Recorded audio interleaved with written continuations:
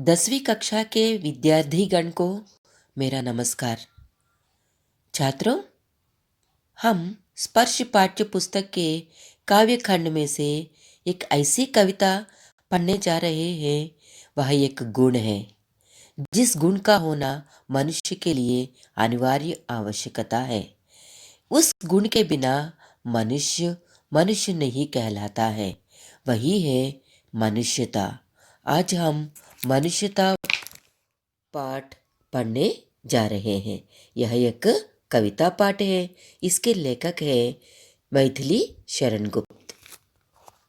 मैथिली शरण गुप्त वे 1886 में झांसी के चिरगांव में पैदा हुए थे। वे राष्ट्रकवि के रूप में प्रसिद्ध हुए। इनकी शिक्षा दीक्षा घर पर ही हुई। घर में रहकर भी संस्कृत, बंगला, मराठी और अंग्रेजी पर अच्छा ज्ञान भी प्राप्त किया था। वे राम भक्त कवि हैं। राम का गुणगान करना इनकी अभिलाषा थी। वे भारतीय जीवन को समग्र रूप से माने पूर्ण रूप से समझने और प्रस्तुत करने का भी प्रयास किया। उनकी भाषा विशुद्ध खड़ी बोली है। भाषा पर कहीं कहीं संस्कृत का प्रभाव भी देखने को मिलता है। इनके काव्यों की कथा वस्तु भारतीय इतिहास तथा पुराणों से संबंधित अंशों से ली गई है। वे भारत के अतीत का स्वर्ण चित्र, अतीत माने भूतकाल का स्वर्णिम युग है, और उसका चित्र हमारे सामने प्रस्तुत करने का प्रयास भी किया था। इनकी प्रमुख कृतियां हैं साकेत, यशोधरा, जयद्रथ, जो भारत के इतिहास और पुराणों से संबंधित काव्य ग्रंथ हैं। पाठ प्रवेश। प्रकृति के सभी प्राणियों में से मनुष्य सर्वोत्तम है, सबसे उत्तम है। उसमें चेतना शक्ति तीव्र होती है। वह अपने लिए ही नहीं, दूसरों के बारे में भी सोचता है और दूसरों का ख्याल रखता है, दूसरों की मदद करता है और दूसरों से मदद भी लेता रहता है। वह जो भी कमाता है और जो भी उत्पादित करता है सबके लिए करता है और सबकी मदद से, सबके सहयोग से करता है। इससे बिल्कुल विपरीत पशु है। पशु चरागाह में जाते हैं। चरागाह मतलब ग्रेजिंग लैंड, माने जहाँ वे खाने के लिए जाते हैं, चरना कहते हैं। तो वे वहाँ चरकर आते हैं और जाते वक्त वह अपने परिवार वालों के लिए या अपने बच्चों के लिए कुछ नहीं ले जाता है। इस कविता पाठ में कवि यह कहना चाहता है कि अपनों के लिए जीने मरने वालों को मनुष्य तो हम कहते हैं, लेकिन कवि यह मानने को तैयार नहीं है कि ऐसे मनुष्यों में मनुष्यता के पूरे पूरे लक्षण भी है। वह उन मनुष्यों को ही महान मानता है जिनमें अपने और अपनों के हित के चिंतन के से पहले सर्वोपरि दूसरों का हित चिंतन हो। माने अपने लिए नहीं, दूसरों के बारे में पहले सोचने वाला ही मनुष्य है। वही मनुष्य कहलाता है। उसमें वे गुण होना चाहिए जिनके कारण कोई मनुष्य इस मृत्यु लोक से गमन कर जाने के बाद बावजूद युगों तक औरों की यादों में वह रह जाए। उसकी मृत्यु ही सुमृत्यु हो जाती है। आखिर वह सुमृत्यु क्या है और सुमृत्यु पाने के लिए मनुष्य में किन किन गुणों की जरूरत है, ये सब हम इस मनुष्यता पाठ में पढ़ने जा रहे हैं। विचार लो कि मृत्यु हो न मृत्यु से डरो कभी, मरो परंतु यों मरो की याद जो करे सभी। हुई न यों सुमृत्यु तो वृथा मरे वृथा जिए, मरा नहीं वही कि जो जिया न आपके लिए। वही पशु प्रवृत्ति है कि आप ही चरे, वही मनुष्य है कि जो मनुष्य के लिए मरे। इस काव्यांश के कुछ कठिन शब्द। मृत्यु माने मरणशील, सुमृत्यु गौरवपूर्ण मृत्यु, वृथा, व्यर्थ, पशु प्रवृत्ति, पशु जैसा स्वभाव, चरे, खाना पीना। आप इसका भावार्थ देखिए। विचार लो कि मृत्यु हो न मृत्यु से डरो कभी। ये है मानव, सोच लो, विचार कर लो। मनुष्य, तुम मनुष्य हो, कभी न कभी मरने वाले हो, इसलिए कभी भी तुम मृत्यु से न डरो। मरो लेकिन मर जाओ, परंतु यो मरो कि याद जो करे सभी। लेकिन तुझे ऐसे मरना चाहिए कि तुम्हारी मृत्यु को सभी लोग याद करें। हुई न योम सुमृत्यु तो वृद्धा मरे वृद्धा जिए। अगर तुम्हारी मृत्यु सुमृत्यु नहीं है तो तुम्हारा जीना मरना व्यर्थ है। मरा नहीं वही कि जो जिया न आपके लिए। अगर आप अपने लिए ना होकर दूसरों के लिए जिएंगे तो वे अमर हो जाएंगे, वे कभी नहीं मरेंगे, क्योंकि वे दूसरों की या पूरे दुनिया के लोगों के यादों में आप हमेशा रहते हैं। इसलिए आपको सुमृत्यु होनी चाहिए। वही पशु प्रवृत्ति है कि आप ही चरे। पशु प्रवृत्ति क्या है? आप ही, माने अपना अपना खाकर जाता है पशु। मनुष्य कभी ऐसे नहीं करना चाहिए। अगर आप ऐसे करेंगे तो आपकी प्रवृत्ति पशु प्रवृत्ति है, माने पशुओं का स्वभाव के जैसा है। वही मनुष्य है कि जो मनुष्य के लिए मरे। वही मनुष्य है जो दूसरों के लिए मरता है, जीता है, वही मनुष्य कहलाता है और उसकी मृत्यु हुई सुमृत्यु कहलाती है। इसलिए हमें सुमृत्यु पाने की कोशिश करनी चाहिए। दूसरा काव्यांश। उसी उदार की कथा सरस्वती बखानती, उसी उदार से धरा कृतार्थ भाव मानती। उसी उदार की सदा सजीव कीर्ति कूजती, तथा उसी उदार को समस्त सृष्टि पूजती। अखंड आत्मभाव जो असीम विश्व में भरे, वही मनुष्य है कि जो मनुष्य के लिए मरे। इस काव्यांश में कुछ कठिन शब्द हैं। उदार माने सहृदय व्यक्ति, खुले हृदय वाला व्यक्ति। बखान, बखान मतलब वर्णन करना। धरा, धरती। कृतार्थ भाव मतलब सौभाग्य। कृतार्थ माने ग्रैटिट्यूड, समस्त, संपूर्ण। आत्मभाव, आत्मीयता का भाव माने अपनापन। असीम, विशाल माने सीमा रहित। सजीव माने हमेशा के लिए जीना, अमर बनना। कीर्ति, यश। सृष्टि, संसार। उसी उदार की कथा सरस्वती बखानती, माने जो उदार व्यक्ति जो इस संसार के साथ एकता, आत्मीयता का भाव दिखाता है, और उसी व्यक्ति को सरस्वती गुणगान करती है, उसके बारे में वह अच्छी बातें बोलती है। उसी उदार से धरा कृतार्थ भाव मानती। ऐसे महत्वपूर्ण व्यक्ति को जन्म देने पर धरती माँ भी कृतार्थ हो जाती है और अपने आप को धन्य मानती है। उसी उदार की सदा सजीव कीर्ति कूजती। सजीव कीर्ति माने हमेशा के लिए अमर यश का गान वह करती है। उसी उदार व्यक्ति के अमर गान संसार के सभी लोग करते हैं। तथा उसी उदार को समस्त सृष्टि पूजती। दुनिया के, सृष्टि के सभी लोग उस उदार व्यक्ति की पूजा करते हैं। अखंड आत्मभाव जो असीम विश्व में भरे। अखंड आत्मभाव, आत्मभाव मतलब आत्मीयता का भाव। अखंड आत्मीयता भाव को असीम विश्व में माने सीमा रहित इस विश्व में फैलाने वाले व्यक्ति को सभी लोग हमेशा हमेशा के लिए पूजते रहते हैं। और वही वास्तव में मनुष्य है। वह स्वयं को हर प्रकार की संकीर्णता से, अलगाव से मुक्त रखकर सबको अपना मानता है। उसके मन में किसी के प्रति कोई भी भेदभाव नहीं है, चाहे वह अमीर हो या गरीब हो। सबके बारे में एकता का भाव रखता है और सबकी सहायता के लिए हमेशा हमेशा के लिए आगे बढ़ता रहता है।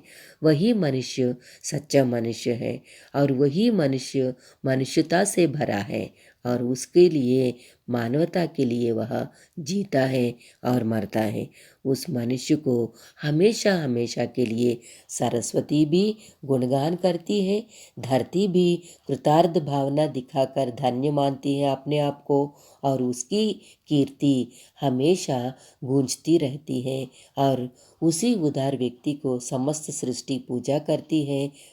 वही अखंड आत्मभाव को पूरी दुनिया में फैलाने वाला व्यक्ति है। क्षुधार्त रंतिदेव ने दिया करस्त थाल भी, तथा दधीच ने दिया परार्थ अस्थि जाल भी। उसी नर क्षितीश ने स्वमांस दान भी किया, सहर्ष वीर कर्ण ने शरीर चर्म भी दिया। अनित्य देह के लिए अनादि जीव क्यों डरे, वही मनुष्य है कि जो मनुष्य के लिए मरे। कठिन शब्दों के अर्थ हैं क्षुधार्थ। क्षुधार्थ मतलब भूख से पीड़ित, माने भूख से तड़पने वाला। रंतिदेव एक राजा का नाम है। करस्थ माने हाथ में रखा हुआ, करस्थ कर माने हाथ, स्थ माने स्थित, घर में रहने वाला। परार्थ माने दूसरों के हित में, परार्थ मतलब दूसरों के हित के लिए। अस्थि जाल हड्डियों का ढांचा, अस्थि जाल मतलब हड्डियों का ढांचा, स्केलेटन। और उशीनर गांधार का राजा है। क्षितीश राजा, क्षितीश मतलब क्षिति का ईश राजा है। स्वमांस अपने शरीर का मांस। सहर्ष हंसी खुशी के साथ। अनित्य नश्वर न नित्य है। अनादि जीव अमर प्राणी लोग, अमर जीव अमर प्राणी। चर्म चमड़ा। मैथिली शरण गुप्त जी ने इस काव्यांश में महान लोगों के उदाहरणों के माध्यम से मनुष्यता शब्द का वास्तविक अर्थ समझाया है। यह शरीर नश्वर है। आवश्यकता पड़ने पर दूसरों के लिए अपना शरीर भी बलिदान देने वाले लोग ही सच्चे अर्थों में मनुष्य कहलाते हैं। वही मनुष्यता है। यहाँ रंतिदेव भूख से व्याकुल होते हुए भी अपना भोजन का थाल आप घर पर आए हुए भिक्षु को दे दिया था। रंतिदेव एक राजा था, वहाँ राज्य खोकर गरीब बन गया था कुछ समय के बाद में वह बहुत दिनों से भूखा रहा था। उसे खाने के लिए कुछ मिले तो फिर भी वह अपने हाथ में जो थाली है उसे भूख से आने वाले लोगों को देकर वह खुद भूख से रहा था। तो इस प्रकार रंतिदेव मनुष्यता का महत्व समझाया है। दूसरा दधीची है। वृत्तासुर नामक एक राक्षस था और उस राक्षस ने विष्णु से वर पाया कि किसी भी हथियार के साथ उसकी मृत्यु न हो जाए। तो उस समय देवता लोग विष्णु से पूछने पर दधीची के पास उनको भेज दिए थे। तब दधीची परोपकार के लिए अपना शरीर दान में दे दिया। वह मर गया, भगवान में लीन हो गया। तब उसके बाद कामधेनु नामक विष्णु ने कामधेनु को भेज दिया और कामधेनु ने दधीची के शरीर के सभी चर्म को चाट लिया था, माने खा लिया था।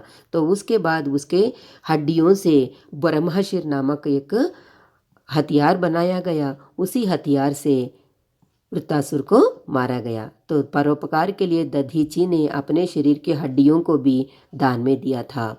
और तीसरा उदाहरण है शिवी चक्रवर्ती। शिवी एक महान दानवीर था। विश्वामित्र और इंद्र इन दोनों इनकी दान गुण को परीक्षा करने के लिए वे बाज और कबूतर के रूप में आए थे। और बाज कबूतर को खाने के लिए आ रहा था। तब कबूतर जाके शिवी से शरण मांग लिया था। शिवी ने उसे शरण दिया था। बाद में बाज आकर कबूतर को छोड़ने के लिए कहा था। तब शिवी ने कहा कि मैंने उसे शरण दिया था, मैं उसे छोड़ नहीं सकता हूँ।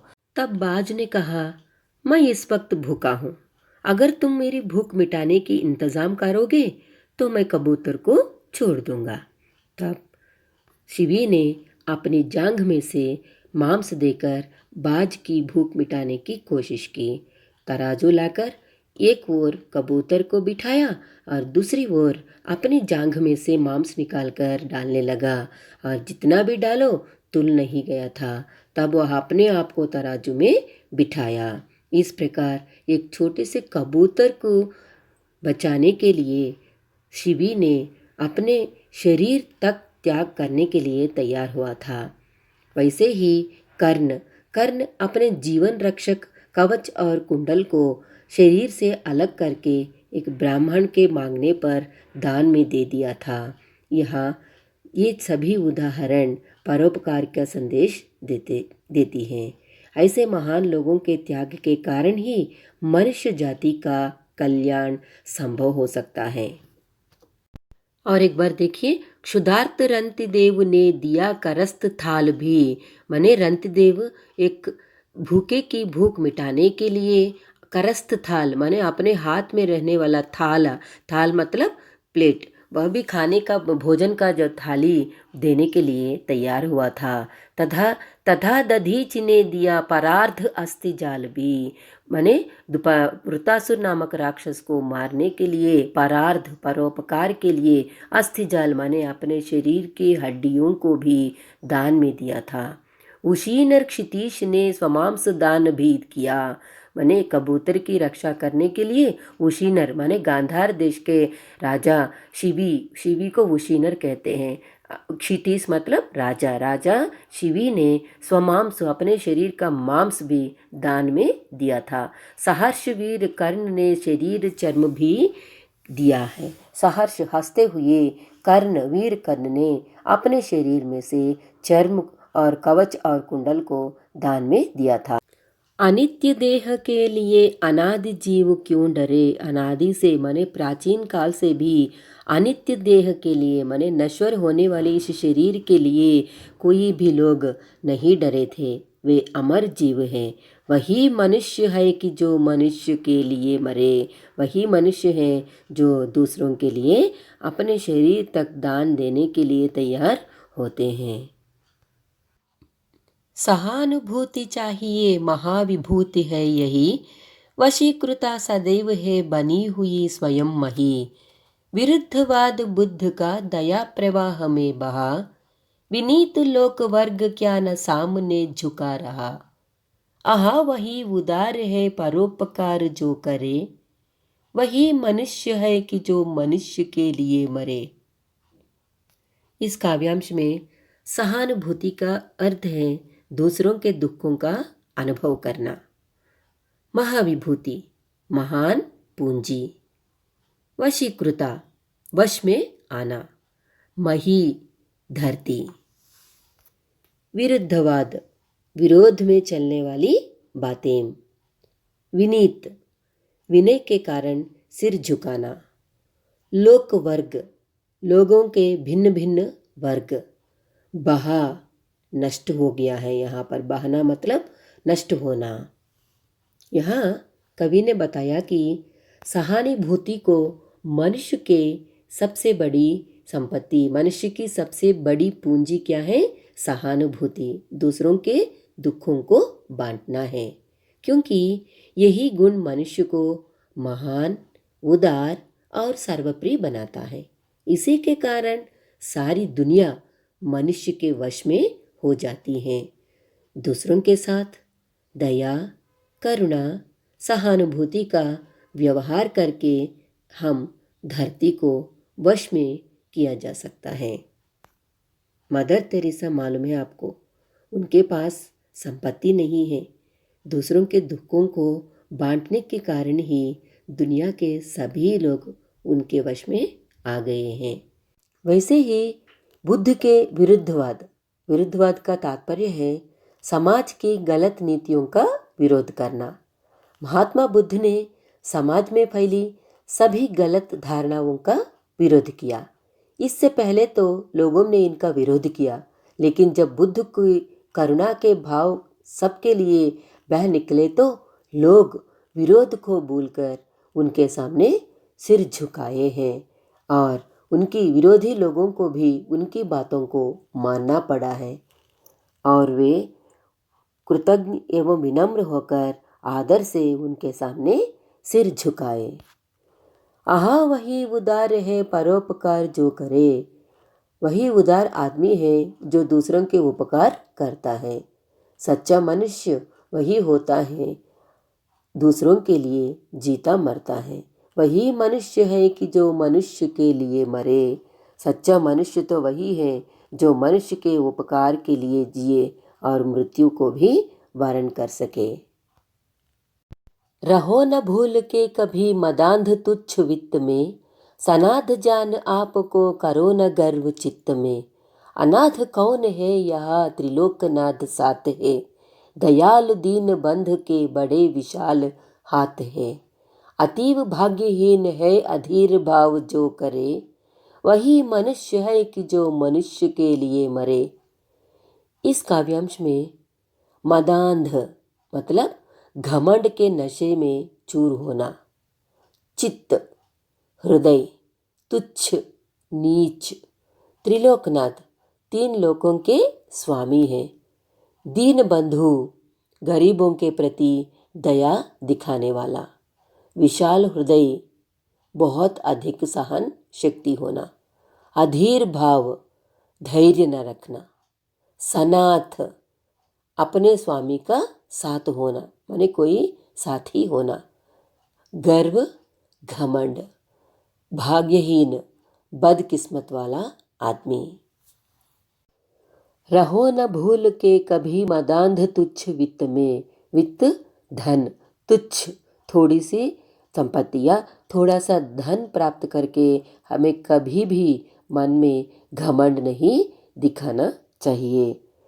मैथिली शरण गुप्त जी कहते हैं कि धन प्राप्त करके मनुष्य अपने आप को मसानात समझता है, क्योंकि वह धन और परिजनों से घिरा हुआ रहता है तो अपने आप को स्वयं सनाथ का अनुभव करता है। इसका परिणाम यह होता है कि वह स्वयं को सुरक्षित समझने लगता है और अभिमानी हो जाता है। अभिमानी माने घमंडी हो जाता है। कवि कहता है कि सच्चा मनुष्य वही है जो संपूर्ण मानव जाति के कल्याण के लिए मरता और जीता है। अनाथ कौन है यहाँ त्रिलोकनाथ साथ हैं। इस दुनिया में अनाथ कोई नहीं है। वह ईश्वर जो तीन लोकों का मालिक है वही सबका मालिक है। उस दयालु दीन बंधु के बहुत बड़े हाथ हैं। दयालु दीन बंधु भगवान हैं, उनके बड़े विशाल हाथ हैं, माने उनके बहुत बड़े हाथ हैं, लंबे हाथ हैं और उसमें असीम सामर्थ्य है। अतीव भाग्यहीन है अधीर भाव जो करे। अतीव अत्यधिक, भाग्यहीन वही होता है अधीर भाव जो रहे। अधीर भाव माने धैर्यहीन रहता है, माने हमेशा डरने वाला होता है, क्योंकि वह ईश्वरीय कृपा को छोड़कर अधिक पाने की लालच में अधीर रहता है, हमेशा अशांत रहता है।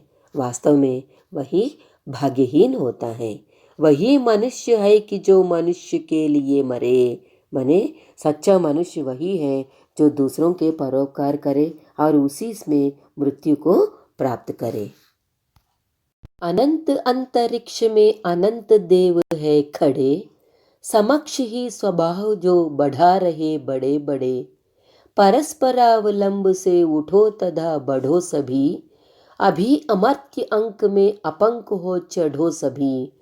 रहो न योम की एक से न काम और का सरे, वही मनुष्य है कि जो मनुष्य के लिए मरे। इसमें अनंत शब्द का अर्थ है असीमित, अनलिमिटेड, समक्ष सामने, स्वबाहु अपनी भुजाएं, परस्परावलंब एक दूसरे का सहारा, मदद, अमर्त्य अंक देवताओं की गोद। अमर्त्य माने जिसकी मृत्यु ना होती है, उनकी गोद। अंक कौन है? मृत्यु न होने वाले देवता लोग, उनकी गोद। अपंक दाग रहित। का सरे काम निकले। अनंत अंतरिक्ष में अनंत देव है खड़े। अनंत माने असीमित आकाश में, अंतरिक्ष मतलब आकाश में अनंत देव, बहुत सारे देवता लोग खड़े हुए हैं। समक्ष ही माने हमारे सामने। स्वबाहु माने अपनी लंबी लंबी भुजाओं को वे बढ़ाकर हमें बुला रहे हैं। तो हमें वहाँ कैसे जाना है? परस्परावलंब से उठो तथा बढ़ो सभी। परस्परावलंब एक दूसरे की सहायता करते हुए उठो, ऊपर चढ़ो माने प्रगति प्राप्त करो, और बढ़ो सभी, सभी लोग आगे बढ़िए। अभी अमर्त्य अंक के अपंक हो चढ़ो सभी। अमर्त्य माने देवताओं की गोद में अपंक बिना किसी कलंक के आप भगवान के पास जाइए और सभी एक दूसरे की प्रेरणा बन जाइए। और रहो न यूं कि एक से न काम और कसरे।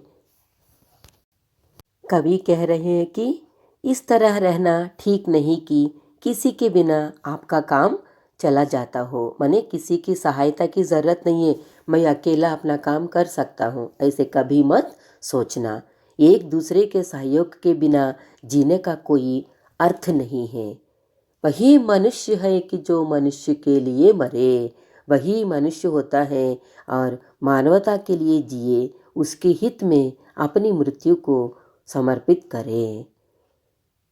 आकाश, इस सीमाहीन आकाश में अनगिनत देवी देवता उदार चरित्र वालों को स्वागत करते हुए अपनी बाहें खोल खड़े हैं। इस अवसर पर सभी लोग एक दूसरे के सहारे उठकर आगे बढ़े और मुक्ति के मार्ग को प्राप्त करें।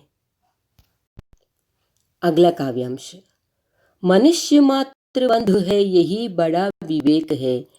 पुराण पुरुष स्वयं भू पिता प्रसिद्ध एक है। फलानुसार कर्म के अवश्य बाह्य भेद है, परंतु अंतरैक्य में प्रमाणभूत भेद है। अनर्थ है कि बंधु ही न बंध की व्यथा हरे, वही मनुष्य है कि जो मनुष्य के लिए मरे। इसमें विवेक मतलब ज्ञान, स्वयंभू परमात्मा, बाह्य बाहरी, अंतरैक्य आत्मा की एकता, प्रमाणभूत साक्षी, अनर्थ बुरा, यथाहरे कष्टों को दूर करे, फलानुसार परिणाम के अनुसार। कवि कह रहे हैं कि सभी मनुष्यों के बीच एक ही संबंध है, वह है बंधुत्व। मनुष्य मात्र बंधु है, यही बड़ा विवेक है। सबसे बड़े विवेक की बात यही है कि मनुष्य मनुष्य आपस में बंधु हैं।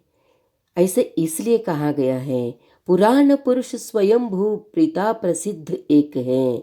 पुराणों के अनुसार सभी उस परम पिता की ही संतानें हैं। मतलब ये सबको जन्म देने वाला ईश्वर एक ही है। पुराणों के अनुसार वही सृष्टि को जन्म देने वाला एकमात्र पुरुष है। संसार कर्म फल के अनुसार विविध रूप है। फलानुसार कर्म के अवश्य बाह्य भेद है, माने अपने अपने कर्म और कर्तव्य के भेद के कारण सबके बीच में भेदभाव दिखाई देता है, किंतु सभी मनुष्य वास्तव में आत्मा के स्तर पर एक ही जैसे दिखाई देते हैं। वही वेदों द्वारा प्रमाणित है। परंतु फलानुसार कर्म के अवश्य बाह्य भेद हैं। बाहर के जो भी भेद दिखाई दे रहे हैं वे सभी हमारे कर्म और कर्तव्य के कारण दिखाई दे रहे हैं, परंतु अंतरैक्य में प्रमाणभूत वेद हैं। लेकिन अंतर माने हमारे अंतःकरण में सब प्रमाणभूत वेद ही इसके लिए साक्षी है। अनर्थ है कि बंधु ही न बंधु की व्यथा हरे, माने अनर्थ तभी होता है, अनर्थ मतलब दुख की बात, बुरा वही होता है जो एक मनुष्य दुसमर्थ होते हुए भी अपने बंधुओं की व्यथा न हरे, माने वह मदद करने योग्य होकर भी दूसरे अपने बंधु समझने वाले दूसरे मनुष्य की व्यथा को दूर न करे, स्वार्थी बने, क्रूर बने, तभी अनर्थ होता है। वही मनुष्य है कि जो मनुष्य के लिए मरे। मनुष्य को चाहिए कि वह बाहरी रंग रूपों को महत्व न देकर सभी मनुष्यों को अपना बंधु माने और तथा सबको एक ही पिता की संतान मानकर उनकी सहायता के लिए आगे बढ़े और उनके लिए मरे मिटे। अंतिम काव्यांश। चलो अभीष्ट मार्ग में सहर्ष खेलते हुए, विपत्ति विघ्न जो पड़े उन्हें ढकेलते हुए, घटे न हेल मेल हाँ बढ़े न भिन्नता कभी, अतर्क एक पंथ के सतर्क पंथ हो सभी, तभी समर्थ भाव है कि तारता हुआ तरे, वही मनुष्य है कि जो मनुष्य के लिए मरे। अभीष्ट इच्छित माने चाहा हुआ है, सहर्ष प्रसन्नता पूर्वक माने खुशी के साथ, हेल मेल मेल मिलाप, विघ्न बाधा, ढकेलना दूर फेंकना, भिन्नता अलगाव माने अलगपन, अतर्क बिना तर्क के, निर्विवाद माने विदाउट एनी डिस्कशन, सतर्क सावधान, पंथ रास्ता, पंथ माने यहाँ पथ रास्ता, विपत्ति संकट।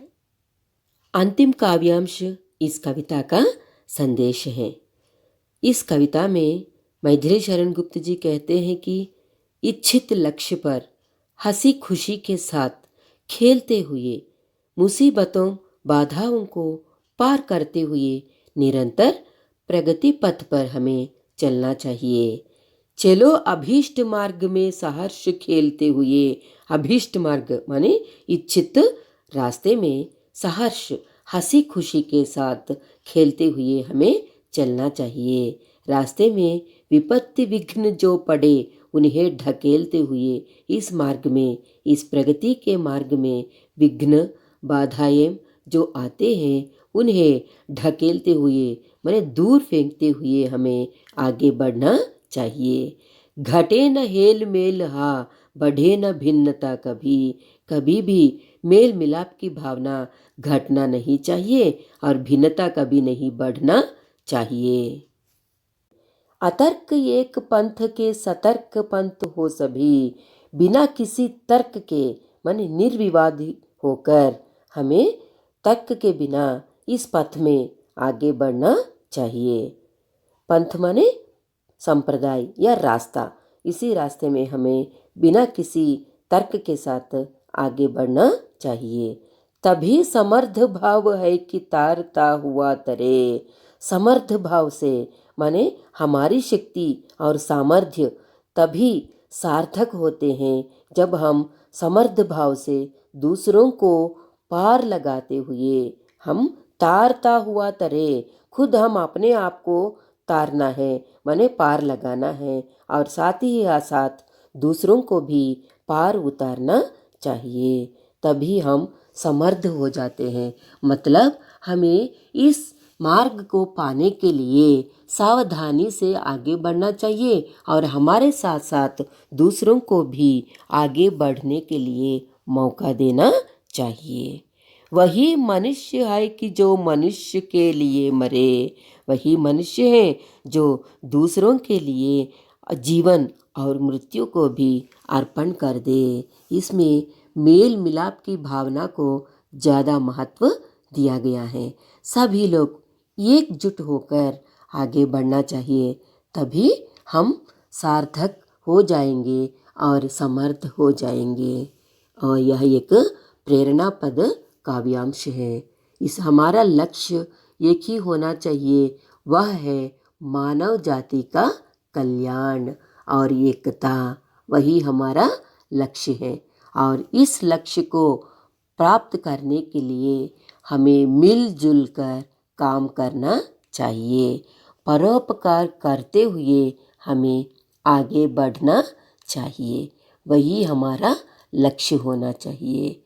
मनुष्यता का सच्चा अर्थ है परोपकार, दया, सहानुभूति, प्रेम, करुणा आदि भावनाओं को दिखाते हुए खुद हमें आगे बढ़ना चाहिए। हमारे साथ साथ सभी लोगों को आगे बढ़ाना चाहिए।